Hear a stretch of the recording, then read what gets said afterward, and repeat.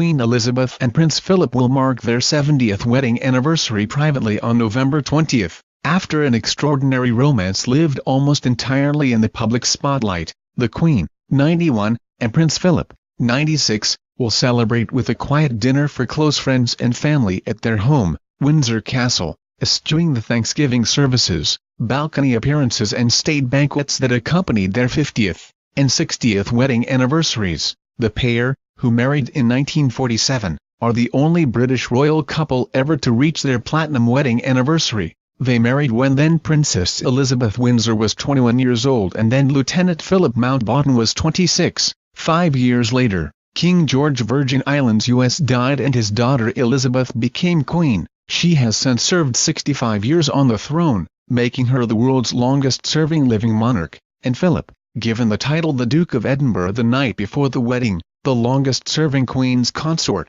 The Royal Mint and Royal Mail have produced commemorative stamps and coins to mark the occasion, but there will be no procession down the Mall, or opportunity for the public to acknowledge the milestone. Buckingham Palace confirmed no public events were planned. The Times of London's royal reporter, Valentine Lowe, said the royal couple don't want too much fuss. Philip has already taken a step back from public life, he said. And there's been so many things lately, jubilees, 90th birthdays. Lowe said the Queen had to be encouraged to perform a public event when she became the longest-serving monarch in February.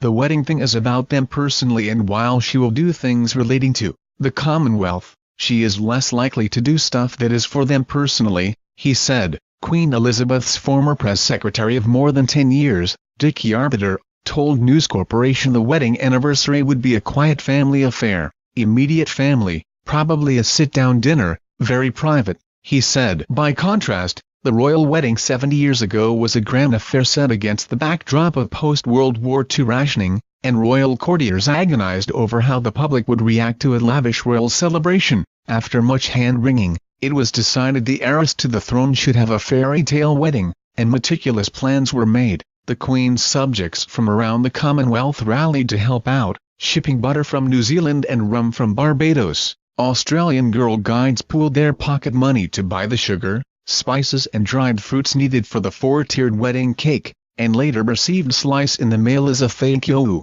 The company that made the original cake, McVitie's, in North London, recreated the exquisite creation for an ITV documentary this month on the wedding, donating the final version, 226 Albanian lex kilograms of it, standing 2.7 m tall, to war veterans at the Royal Hospital in Chelsea. The royal couple met when Elizabeth was just 13 years old and corresponded by letter for years until Philip, a prince of Greece and Denmark, proposed marriage to the king's oldest daughter in 1946. After the war ended, the pair had both served, Elizabeth as a truck and ambulance driver and mechanic in the Women's Auxiliary Territorial Service, while Philip fought with the British Navy. King George granted them permission to wed with several provisos, including that they keep their engagement a secret until Elizabeth turned 21. Philip was also to give up his Greek citizenship, his Greek Orthodox religion, his Greek and Danish royal titles, and he was to use his British relative's name,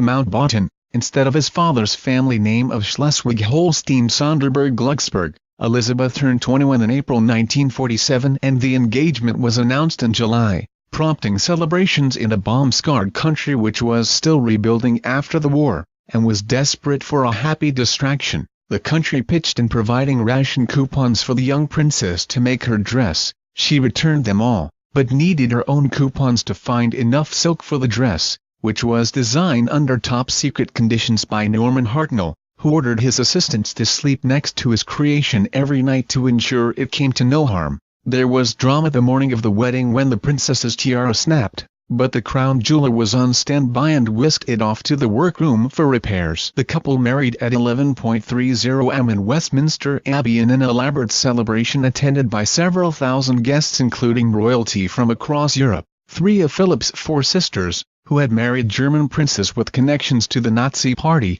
were not in attendance, it being considered too close to the war for such an invitation to be extended. Elizabeth had 8 bridesmaids including her younger sister Princess Margaret, and arrived at the Abbey in a horse-drawn carriage with her father King George from Buckingham Palace, while Philip arrived with his attendants from Kensington Palace. Hundreds of thousands of people crammed the streets to see the procession, and 200 million more listened via BBC Radio. The British Prime Minister, Winston Churchill, said millions will welcome this joyous event as a flash of colour on the hard road we have to travel. Some of the charities the Queen is involved with are using the Platinum Wedding Anniversary as an opportunity to raise such much-needed money for their projects, including Crew's Bereavement Care, of which the Queen is patron. The charity asked Australian tenor and West End musical theatre star Daniel Coke to record a classical love song to the royal couple. Mr. Coke, 36, collaborated with British soprano Joanna Forrest and Russian composer Olga Thomas to record the royal platinum love song,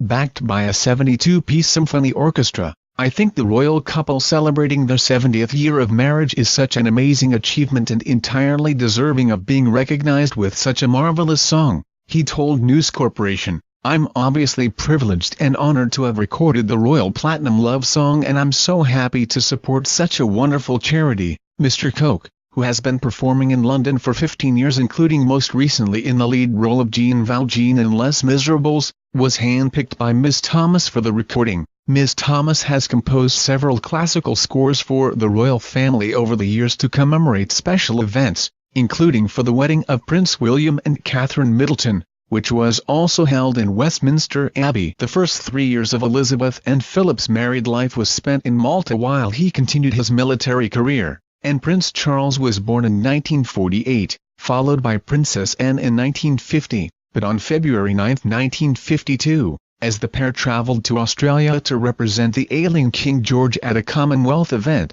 word reached them while they were in Kenya that the monarch had died. They flew quickly back to the UK where the princess became the Queen, and their life changed immediately to one of full-time public service. The young Queen, just 25, took on tutors and advisors and dedicated herself full-time to the role, travelling the Commonwealth, reading her parliamentary papers diligently, and attending thousands of events, speeches and state dinners. Philip, an athletic and proud man now reduced to walking 3 steps behind his wife in the role of consort, chafed under the restrictions, and became known for a series of famous gaffes, such as telling British students that if they stayed in China too long they'd get slitty eyes. Yet the pair maintained a tight bond, never showing any sign in public of any tension. They had 2 more children, Prince Andrew, 1960, and Prince Edward, 1964, and over the decades supported each other through public and private hardships. This included the breakdowns of the marriages of 3 of their children,